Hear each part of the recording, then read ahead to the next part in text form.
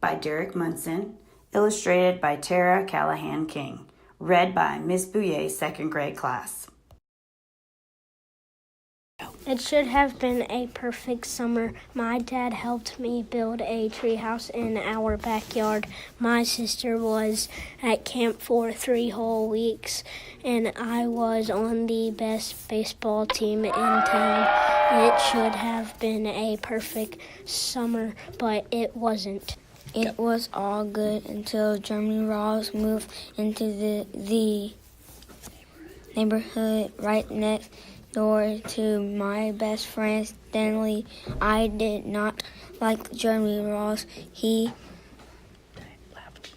laughed at me when he struck me out in a baseball game. He had a party on this trampoline, and I wasn't even invited, but my best friend Stanley was.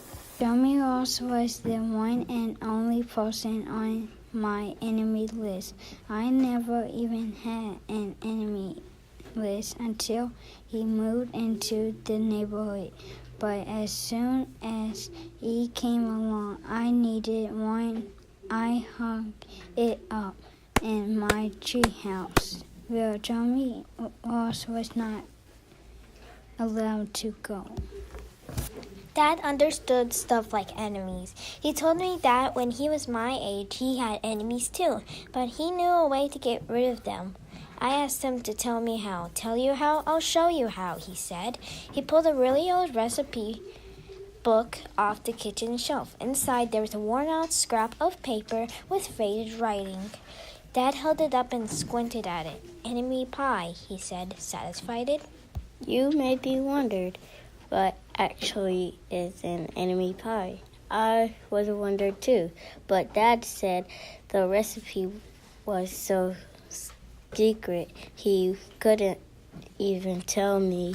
I decided it must be magic. I begged him to tell me something, anything. I will tell you this, he said. Enemy pie is the fastest known way to get rid of enemies. Now, of course, this got my mind working. What kinds of things, disgusting things, would I put into a pie for an enemy? I brought Dad some weeds from the garden, but he just shook his head. I brought him earthworms and rocks, but he didn't think he'd need those. I gave him the gum I'd been chewing on all morning. He gave it right back to me. I went out to play alone. I shot baskets until the ball got stuck on the roof. I threw a boomerang that never came back to me, and all the while I listened to sounds of Dad chopping and stirring and blending the ingredients of enemy pie. This could be a great summer after all. Enemy pie was going to be awful. I tried to imagine how horrible it must smell, or worse yet, what would it look like. But when I was in the backyard looking for ladybugs, I smelled something really, really, really good. And as far as I could tell, it was coming from our kitchen. I was a bit confused. I went in to ask Dad what was wrong. Emily pie shouldn't smell this good, but Dad was smart. If Emily pie smelled bad, your Emily would never eat it, he said. I could tell he'd made Emily pie before. The buzzer rang, and Dad put on oven mitts and pulled the pie out of the oven. It looked like plain old pie. It looked good enough to eat. I was catching on, but still I wasn't really sure how this enemy pie worked. What actually did it do to the two enemies?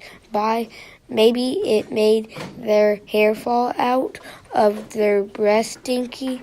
Maybe it made bullies cry. I asked Dad, but he was no help. He wouldn't tell me a thing. But while the pie cooled, he filled me in on my job. You need to talk quietly. There is one part of enemy pie I can't do. In order for it to work, you need to spend a day with your enemy. Even worse, you need to be nice to him. It's not easy, but it's the only way enemy pie can work. Are you sure you want to go through with this? Of course I was. It sounded horrible. It was scary, but it was worth a try. All I had to do was spend one day with Jimmy Rose. There had out my hair for the rest of my life. I rolled my bike to his house and knocked on the door. 2, 1. When Jimmy Rose opened the door, he seemed surprised. He stood on the other side of the screen door and looked at me, waiting for me to say something. I was nervous. "Can you play?" I asked. "You look confused." "I'll go ask my mom," he said. He came back with his shoes in his hand. His mom walked around the corner to say hello. "You boys stay out of trouble," she said, smiling. We rode bikes for a while and played on a trampoline. Then we made some water balloons and threw them at the neighbors' girls. But we missed. Jeremy's mom made us lunch. After lunch, we went over to my house. It was strange, but I was kind of having fun with my enemy. He almost seemed nice, but of course I couldn't tell Dad since he worked so hard to make this enemy pie. Jeremy Ross liked my basketball hoop. He said he wished he had a basketball hoop, but they didn't have room for one. I let him win one game just to be nice. Jeremy Ross knew how to throw a boomerang. He threw it and it came right back to him. I threw it and it went over my house and into the backyard. When we climbed over the fence to find it, the first thing Jeremy noticed was my treehouse. My treehouse was my treehouse. I was the boss. If my sister wanted in, I did not have to worry. If my dad wanted in, I did not have to worry him. If Jeremy wanted in, I would go in it. He asked me. I knew he was going to ask me that, but he was the top person, the only person on my enemy list. And enemies aren't allowed in my treehouse, but he did teach me to throw a boomerang, and he did have me over for lunch, and he did let me play on his trampoline. He wasn't being a very good enemy, okay, I said, but hold on. I climbed up ahead of him and tore the enemy list off the wall.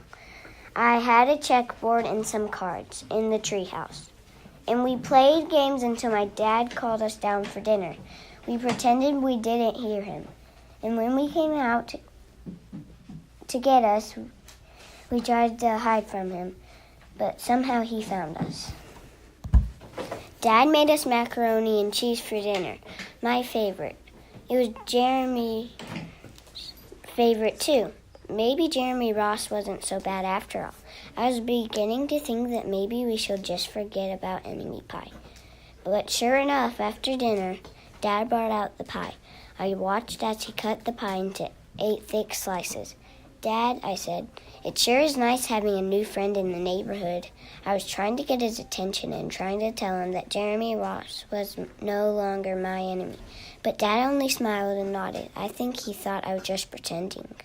Dad dished up 3 plates side by side with big pieces of pie and giant scoops of ice cream. He passed one to me and one to Jeremy. "Wow, Jeremy," said, "look at this, the pie. My dad never makes pie like this." It was at the point that I panicked. I didn't want Jeremy to eat enemy pie. He was my friend. I couldn't let him eat it. Jeremy, don't eat it. I think it's bad pie.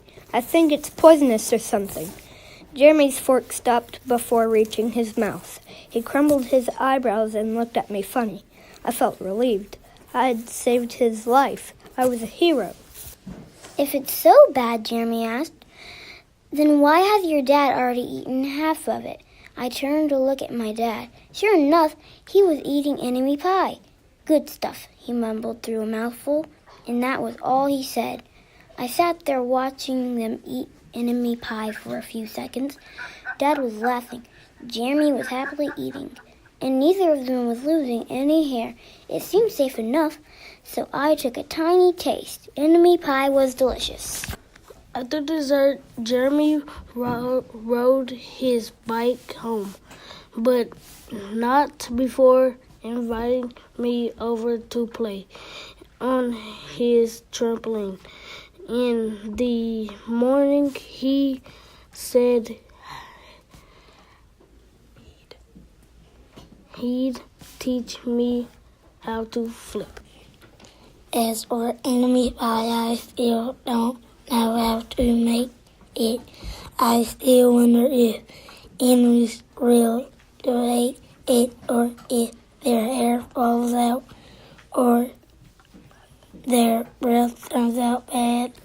I don't know if I'll ever get an answer, because I just lost my best